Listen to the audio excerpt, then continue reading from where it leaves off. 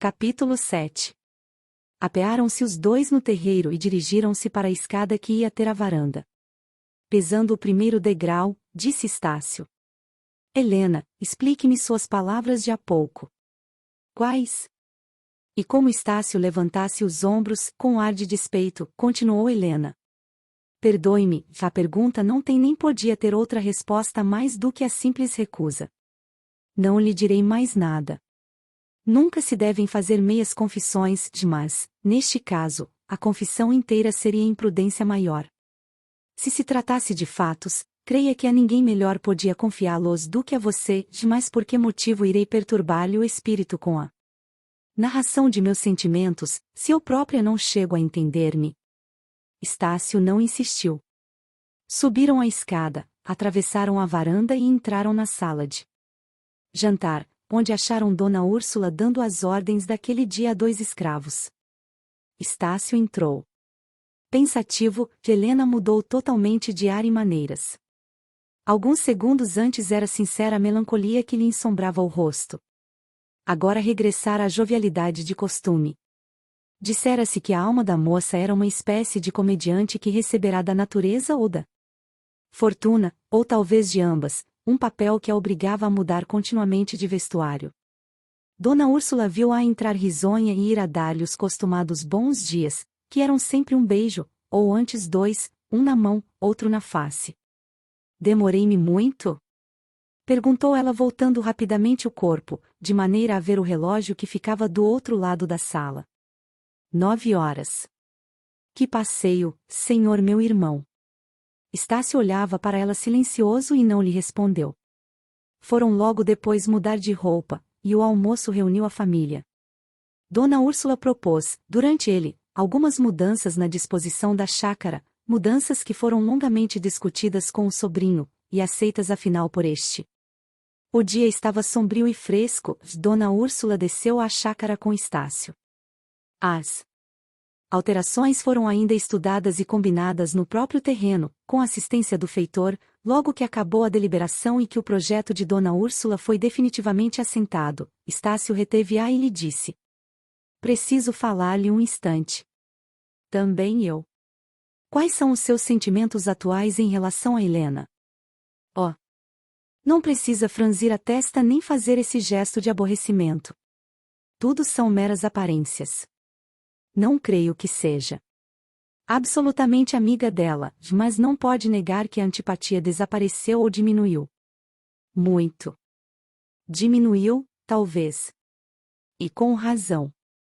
Pensa que também eu não tive repugnâncias, depois que ela aqui entrou? Tive-as, mas se não houvessem desaparecido, desapareceriam hoje de manhã. Como? Estácio referiu a ti a cena do capítulo anterior e as palavras que lhe dissera Helena. Dona Úrsula sorriu ironicamente. Não a impressiona isto? Perguntou Estácio. Não, respondeu Dona Úrsula com decisão, a frase de Helena é achada em algum dos muitos livros que ela lê. Helena não é tola, quer prender-nos por todos os lados, até pela compaixão. Não te nego que começo a gostar dela, que é dedicada, afetuosa, diligente e tem maneiras finas e algumas prendas de sociedade. Além disso, é naturalmente simpática. Já vou gostando dela, mas é um gostar sem fogo nem paixão, em que entra boa dose de costume e necessidade. A presença de outra mulher nesta casa é conveniente, porque eu estou cansada. Helena preenche essa lacuna. Se alguma coisa, entretanto, a podia prejudicar nas nossas relações é esse dito. Estácio tomou calorosamente a defesa da irmã. O que eu lhe contei, disse ele, foram apenas as palavras. Não pude nem poderei reproduzir a expressão sincera com que ela as proferiu, e a profunda tristeza que havia em seus olhos. Não lhe nego que, ao vê-la mudar tão depressa e entrar alegre na sala, senti tal ou qual abalo de dúvida, mas passou logo. Ela tem o poder de concentrar a amargura no coração. Também a dor tem suas hipocrisias. Mas que dor! Que amargura! Interrompeu Dona Úrsula. A dor de ser legitimada? A amargura de uma herança? Estácio protestou calorosamente contra aquele caminho que a tia dava às suas ideias. Enfim pediu-lhe que interrogasse com cautela a irmã. Um homem, concluiu ele, é menos apto para obter tais confissões de uma senhora, respeitável e parenta, está mais no caso de lhe captar a confiança e obter tudo. Quer incumbir-se desse delicado papel? Pedes muito, respondeu Dona Úrsula. Verei se te posso dar metade disso. Era só o que tinhas para dizer. Só. Uma criancice. Eu tenho coisa mais séria. O doutor Camargo escreveu-me e trata-se. Não precisa dizer mais nada, interrompeu Estácio, de lá vem ele. Camargo aparecerá efetivamente a 20 passos de distância. Doutor, disse Dona Úrsula, logo que este se aproximou deles, chega um pouco fora de propósito. Eu mal tive tempo de assustar meu sobrinho, que ainda não sabe o que o senhor lhe quer. Saberá agora, é só bastante que a senhora lhe diga que me aprova. Completamente. Trata-se, disse Estácio, de uma conspiração, todos conspiramos em seu benefício. Dona Úrsula retirou-se para casa, os dois ficaram sós. Uma vez sós, Camargo pousou-a mão no ombro de Estácio, fitou-o paternalmente, enfim perguntou-lhe se queria ser deputado. Estácio não pôde reprimir um gesto de surpresa. Era isso? Disse ele. Creio que não se trata de um suplício. Uma cadeira na Câmara. Não é a mesma coisa que um quarto no Aljube 1. Mas a que propósito? Esta ideia apoquentava-me há algumas semanas. Doía-me vê-lo vegetar os seus mais belos anos numa obscuridade relativa. A política é a melhor carreira para um homem em suas condições, tem instrução, caráter, riqueza, pode subir a posições invejáveis. Vendo isso, determinei metê-lo na cadeia. Velha. Fala-se em dissolução. Para facilitar-lhe o sucesso, entendi-me com duas influências dominantes. O negócio afigura-se-me em bom caminho. Estácio ouviu com desagrado as notícias que lhe dava o médico. Mas, doutor, disse ele depois de curto silêncio, houve de sua parte alguma precipitação. Pelo menos, devia consultar-me. Do modo por que arranjou as coisas, quase me acho desobrigado de lhe agradecer a intenção. Quanto a aceitar, não aceito. Camargo não perdeu a tramontana, deixou passar por cima da cabeça a primeira onda de desagrado, surgiu fora e insistiu tranquilamente. Vejamos as coisas com os óculos do senso comum. Em primeiro lugar, não creio que tenha outros projetos na cabeça. Observação, Aljube. Edificado em 1733, para servir de prisão para eclesiásticos que incorressem em delitos graves. Com a chegada de Dom João VI ao Brasil, 1808, o Aljube transformou-se em cadeia comum. A partir de 1840, desapareceu, dando lugar, inicialmente, ao Tribunal do Júri, e, ao fim, a um cortiço. Talvez. Duvido que sejam mais vantajosos do que este. A ciência é árdua e seus resultados fazem menos ruído. Não tem vocação comercial nem industrial. Medita alguma ponte pênsil entre a corte e Niterói, uma estrada até Mato Grosso ou uma linha de navegação para China? É duvidoso. Seu futuro tem por ora dois limites únicos, alguns estudos de ciência e os aluguéis das casas que possui. Ora, a eleição nem lhe tira os aluguéis nem o obsta que continue os estudos, a eleição completa-o, dando-lhe a vida pública, que lhe falta. A única objeção seria a falta de opinião política, mas esta objeção não o pode ser.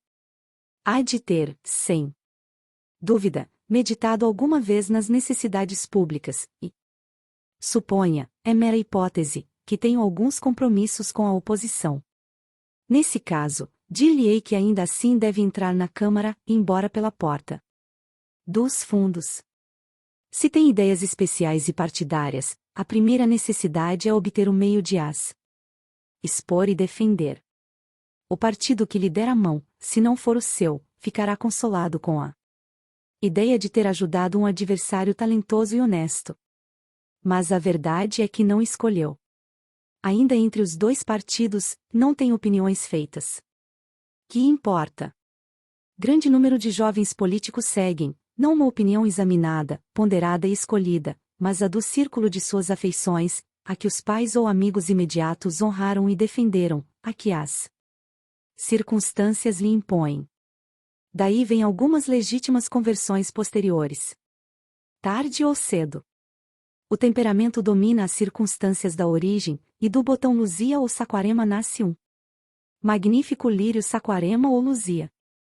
Demais, a política é ciência prática, e eu desconfio de teorias que só são teorias. Entre primeiro na Câmara, a experiência e o estudo dos homens e das coisas lhe designarão a que lado se deve inclinar. Estácio ouviu atento estas vozes com que a serpente lhe apontava para a árvore da ciência do bem e do mal. Menos curioso que Eva, entrou a discutir filosoficamente com o réptil. Entra-se na política, disse ele, por vocação legítima, ambição nobre, interesse, vaidade, e até por simples distração. Nenhum desses motivos me impele a dobrar o cabo tormentório 2. Da Boa Esperança, emendou Camargo rindo, não suprima 3 séculos de navegação. Estácio riu também. Depois falou ao médico da sua índole e ambições. Não negava que tivesse ambições, mas nem só as havia políticas, nem todas eram da mesma estatura. Os espíritos, disse ele, nascem com dores ou andorinhas, ou ainda outras espécies intermédias. A uns é necessário o horizonte vasto, a elevada montanha, de cujo cimo batem as asas e sobem-a. Encarar o sol, outros contentam-se com algumas longas braças de espaço e um telhado em que vão esconder o ninho. Estes eram os obscuros, e, na opinião dele, os mais felizes. Não seduzem as vistas, não subjugam os homens, não os menciona a história em suas páginas. Luminosas ou sombrias, o vão do telhado em que abrigaram a prole, a árvore em que pousaram, são as testemunhas únicas e passageiras da felicidade de alguns dias. Quando a morte os colhe, vão eles pousar no regaço comum da eternidade, onde dormem o mesmo perpétuo sono, tanto o capitão que subiu ao sumo estado por uma escada de mortos, como cabreiro que o viu passar uma vez e o esqueceu 2 horas depois.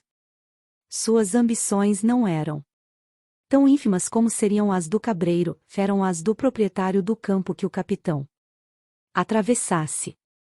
Um bom pecúlio, a família, alguns livros e amigos, não iam além seus mais arrojados sonhos. Observação 2. Trata-se do cabo na extremidade sul do continente africano. Em 1486, Bartolomeu Dias, navegador português, sendo incapaz de dobrá-lo devido às más condições atmosféricas, chamou o Cabo Tormentório. Quando, no ano seguinte, Vasco da Gama alcança o feito, passa a chamar-se Cabo da Boa Esperança, como ficou conhecido até hoje. Um sorriso de lástima foi a primeira resposta do médico. Meu caro Estácio, disse ele depois, esse trocadilho de andorinhas e cabreiros é a coisa mais extraordinária que eu esperava ouvir a um matemático. Saiba que detesto igualmente a filosofia da obscuridade e a retórica dos poetas.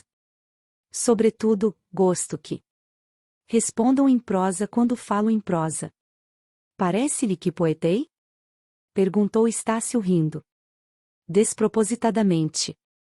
Ora, eu falo de coisas sérias, e convém não confundir alhos, que são a metade prática da vida, com bugalhos, que são a parte ideológica e vã.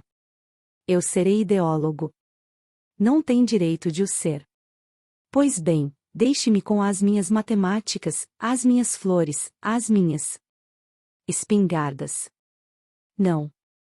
Há de intercalar tudo isso com um pouco de política. Puxando-o familiarmente pela gola do paletó, Camargo fê-lo sentar ao pé de si, no banco que ali estava mais próximo. Depois falou. O novo discurso foi o mais longo que proferiu em todos os seus dias. Nenhuma das vantagens da vida pública deixou de ser apontada com uma complacência de tentador de todas as glórias, pompas e satisfações da política, e não só as reais, mas as fictícias ou duvidosas, foram inventariadas, pintadas, douradas e iluminadas pelo médico.